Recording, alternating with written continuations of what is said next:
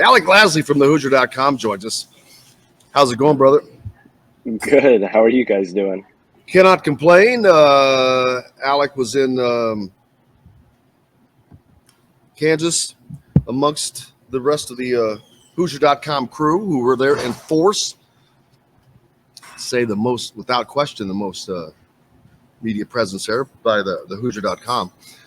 Yourself, Keegan Nicholson was there, Kyler Staley was there, Mason Williams was there, so all four of you guys there's man covering that. Did not turn out the way the Hoosiers would like to have seen it, but I think that it was a lesson for them that as good as they are in the paint, man, they're going to have to find ways sometimes to do other things. Trace Jackson Davis pretty much shut down in that game. Race Thompson doing his damage from outside, which was helpful, but on the other end, I don't know that did that hurt Indiana because they had zero punch inside, which I don't think that's going to be a problem this week. But going forward, it's probably not the last. I mean, they're going to play a team like Purdue, who has the potential to do that as well. Not quite as big as Arizona probably, but very similar. Yeah, to a certain extent, right? I mean, Arizona's probably going to be the biggest team, with multiple different guys in terms of depth that they'll see all season. Not a lot of Big Ten teams have that consistently where you can bring a 7-footer off the bench to go with 2 7-footers, and not just 2 7-footers in the starting lineup that are, 215, 220 pounds. Those guys were 245, 255, 260 pounds. They, were bigger, stronger, and tougher than Indiana's bigs. And right, I mean, we've seen this now as a consistent trend with this front court over the last 2 years, where when they go up against really tough physical front courts, they tend to struggle. May not struggle for the entire game, but they tend to get off to slow starts because they're not used to that kind of physical play, because usually they're the more physical front court. And so when they get punched in the mouth, they typically, take that, and it takes them a while to kind of adjust to that type of not only tempo, but that type of physicality that the opponents are bringing in. Obviously, Arizona brought that from the opening tip. And I think Indiana, though, did a pretty good job of, basically rebounding from every single punch that they did take. A lot of people are going to look at that goaltending mixed in with the flop call and back-to-back possessions there as kind of the key moment. But they were still able to come back right after that. It was the 19-0 run or 17-0 run there in the very early stages of the game that really set Indiana back, because they were trailing by double digits, almost the whole game after that. When they would make a run, right, it was still only cutting it to for the most part, 5 or 6 points, and they were only able to get to that kind of one possession game basically only once or twice. So that was the one part of the game that Indiana had that they really were not able to bounce back from.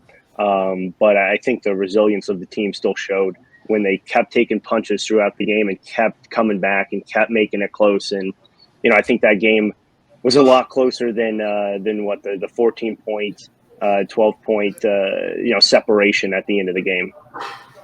We talked about this last week with you, Alec. I thought that was kind of an NCAA tournament, like experimental game, primer of what you're going to see when the tournament comes along. To me, I thought, even though you didn't win the game, I thought it was really impressive how they continued to counter punch. They never gave up in that game. I think you saw it it was a much different feel than the Rutgers loss, right? Like, you just didn't feel like the energy was there. You didn't feel like they put it on for 40 full minutes. And even though Indiana got off to a slow start against Arizona, I felt like they never really threw in the towel. What was interesting to me about this game was, if you look at the stat line, if you would have told me Indiana shot 10 of 25 from 3-point range, I'd say we probably have a 4 or 5 point ball game one way or the other. I think that there are some positives that you can take away. Obviously, I'd like to see that game again with Jalen Hood-Schifino, but when you look at the Big Ten's schedule and some of the bigs that they're going to have to play with, I mean, nobody's going to be quite as athletic and big as Arizona. But how do you think Indiana's going to be able to counter that, or is Arizona just kind of an anomaly on their schedule this year? Yeah, I think the latter there, right? I mean, Arizona is a legit national title contender. I don't think you can really say that about a lot of Big Ten teams. It maybe only at this point, Purdue, right? Because they have the signature wins to kind of show that.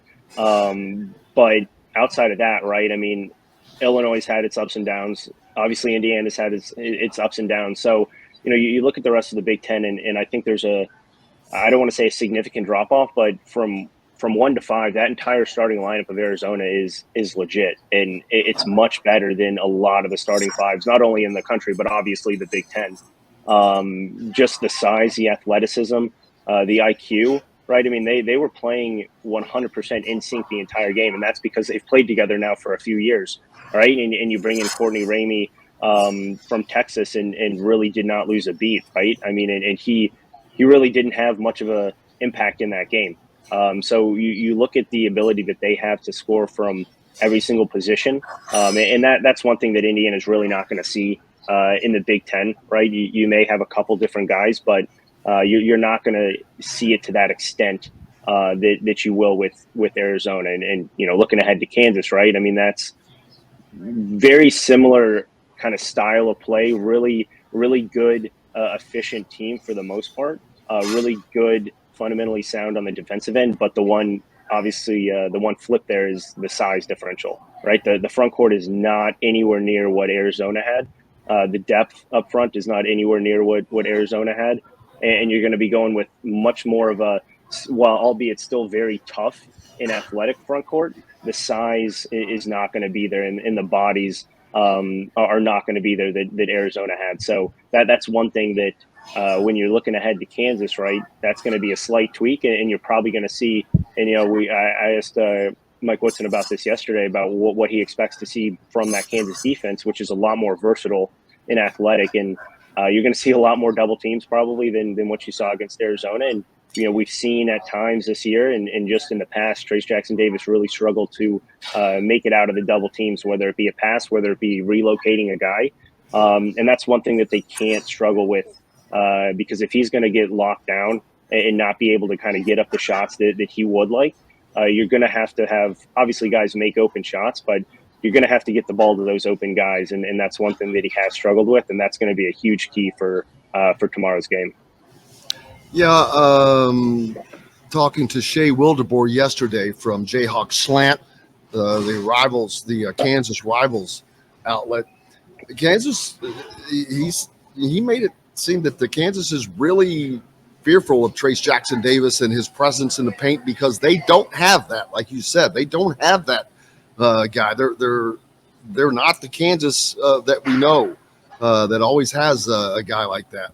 So they're very susceptible, and they're susceptible to being out rebounded by this Indiana team, especially if Race spends more time down there along with Trayce Jackson-Davis, and then if Malik has a good game, is able to stay out of foul trouble, George Geronimo. But I think that this Indiana has potentially a better chance of going to Kansas and winning this game than people think.